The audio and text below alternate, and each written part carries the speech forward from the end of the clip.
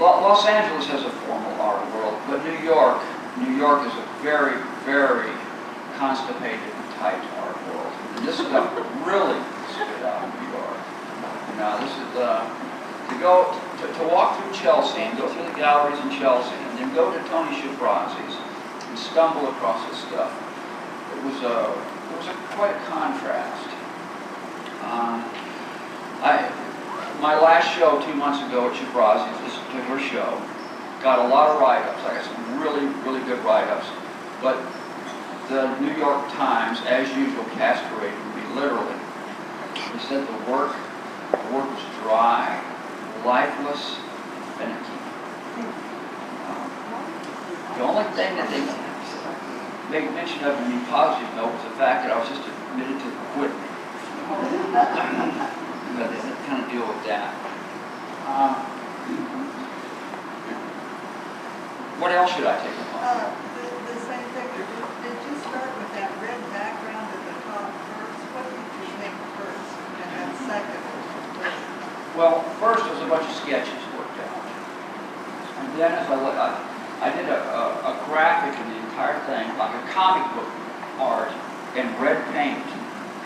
Red paint, it looked like a comic book illustration with red paint, all the calligraphy. I picked up that technique from Diego Rivera. He did murals starting out with red drawings. Years I tried different things. I tried brown, I tried black calligraphy, I tried no calligraphy at all, but drawings and tones. But I discovered with red calligraphy, it was easy enough to hide. You worked with it. Yes. This thing, underneath there is a big comic book image, a comic book drawing in red paint. Okay. Being a comic book artist, I resort to that. And then, first rough coat, which is the background. Do the background first. I know, is the background the sky or the whole of the hills and The sky first, then the mountains, then the architecture, then the foreground. Everything painted 3 times. What does that mean? That means that's a formal way to paint is 3 times. You paint the sky 3 times, the mountains 3 times, the buildings 3 times, the foreground with the characters 3 times. In other words, 1,000 years from now.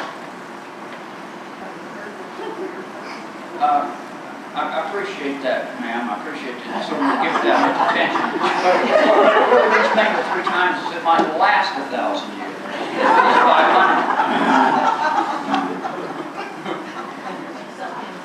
Okay, let me start off with this one here. This style of oil painting, this is oil painting, looks like a cartoon. This was painted rather fast.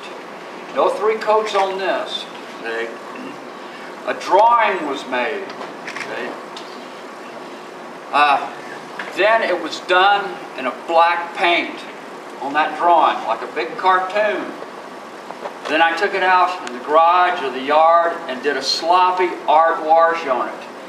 That authenticated it as fine arts because I was loose.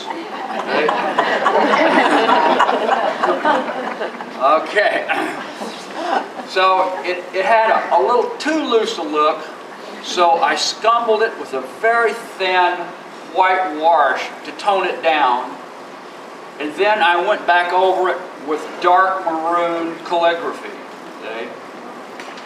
So I'm getting a lot of good response off these cartoony looking things like this. You know, the people that don't like the real tight art prefer these. Okay? So anyway, this particular subject matter is dealing with greed and avarice. We've got a fella here and a machine is grabbing all he can out of life. He's going for the gusto. Okay? This is the essence of want and conquest right here. Give me Mr. Me Only. Gimme, gimme, gimme is the name of this painting.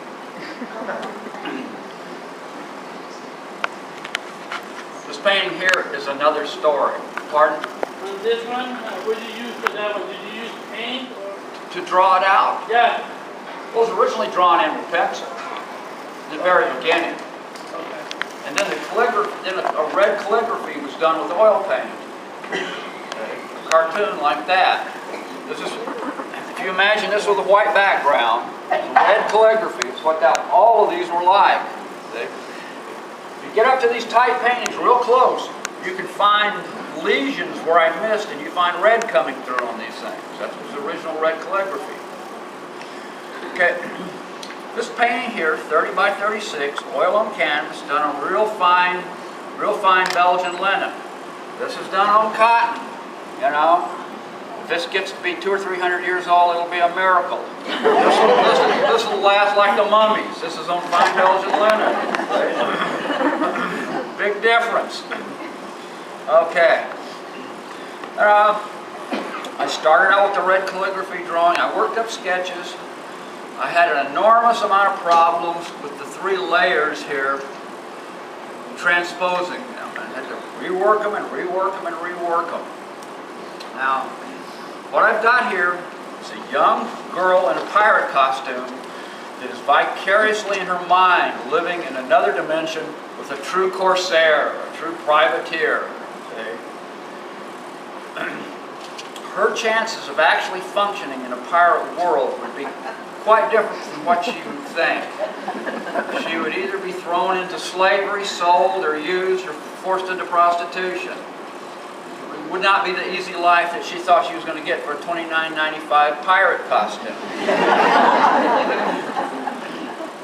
You know, pirates are quite colorful and romantic, but if you start really looking into their history, they didn't leave any witnesses when they took a boat, you know, unless they were ransomable.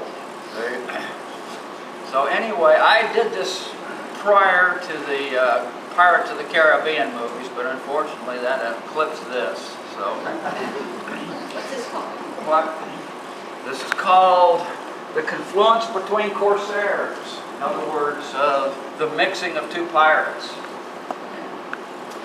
Okay, I've got a blue background, predominantly blue. Then in contrast to that, I've got a yellow second stage. And on top of that, I've got blue again, so that the colors work with each other. They separate each other. Very careful to have one blue, one yellow, one blue, so that you can tend to see the distinct dimensions.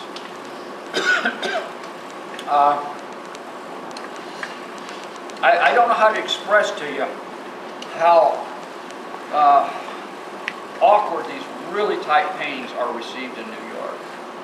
And it's interesting.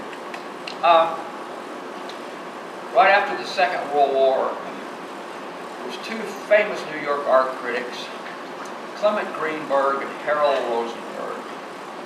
If you know anything about art history, you're very, very familiar with these people. These are the 2 critics, and a few others, that instigated abstract expressionism and pushed Jackson Pollock. Very powerful critics. And in one of the ways of pushing abstract expressionism, I'm for abstract expressionism, don't get me wrong, but one of their ways of pushing abstract expressionism was they intimated, in no uncertain terms, that people that liked realistic art didn't have the mental depth to appreciate 2-dimensional graphics. So, since the late 50s, right up to now, realistic art is kind of disregarded.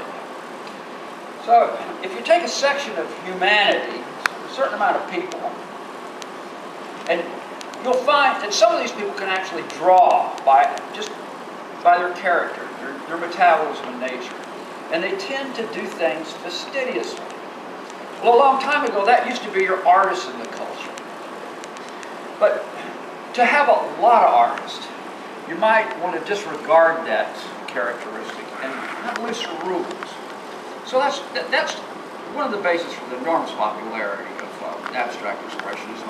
Another factor in the popularity of abstract expressionism is it makes wonderful interior decorating material.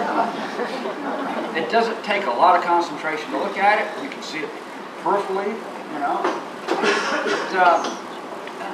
A painting like this would be a living room destroyer. This would have to have a room of its own. Okay? So I'm fighting upstream here. But I'm not alone. There's a lot of artists that are doing this now and find themselves in the same situation with me. This is a smaller oil painting, And I do these pretty fast. Now this oil painting here